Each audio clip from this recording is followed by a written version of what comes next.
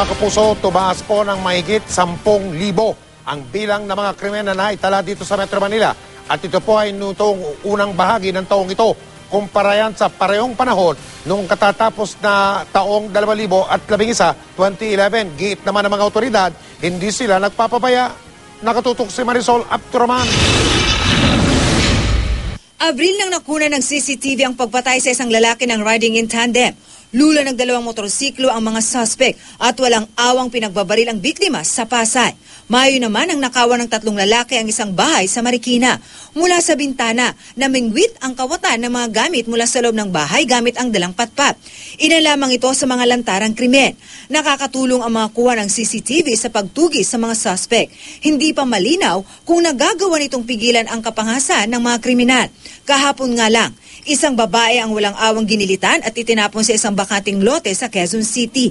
Ayon mismo sa National Capital Region Police Office o NCRPO, halos 56% ang itinasang crime rate sa Metro Manila nitong unang semestre ng taon kumpara noong 2011. Nangungunang crime against property gaya ng snatching at iba pang pamamaraan ng pagnanakaw at sinundan ng crime against person gaya ng physical injury at pagpatay. We have been recording all crimes. Hindi kami nagtatago ng statistics. To report all crimes.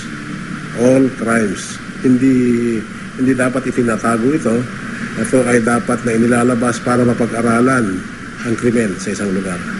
Sa halos 30,000 krimeng na itala sa ngayon, halos 8,000 rito ang nangyari sa Maynila. Mahigit 7,000 naman sa Quezon City. Dito sa Station 10 ng QCPD na nakakasakop sa Kamuning, Timog at Morato, pagnanakaw rin ang karamihan sa mga naibablotter. Dahil ito po ay siguro highly commercialized, no? So madalas po rito, marami po rito mga salise. Yung mga nasasalisihan po dyan sa mga commercial, sa mga residential houses, para po mismo mabigyan po natin ng solusyon kung kulang po ba tayo ng pulis, kung kulang po ba tayo ng mobile, at talagang mapag-aralan po natin kung paano po talaga natin masusugpo yung krimen dito sa area. Pero paglilinaw ng NCRPO, hindi sila nagpapabaya. Tuloy-tuloy daw ang kanilang kampanya at operasyon laban sa krimen. We have trained motorcycle riders also. Ito yung pantapat natin yung mga criminals riding in tandem. We are letting them submit a patrol plan so that the occurrence of crime in those areas will be addressed. Marisol Abduraman, Nakatutok, 24 Oras.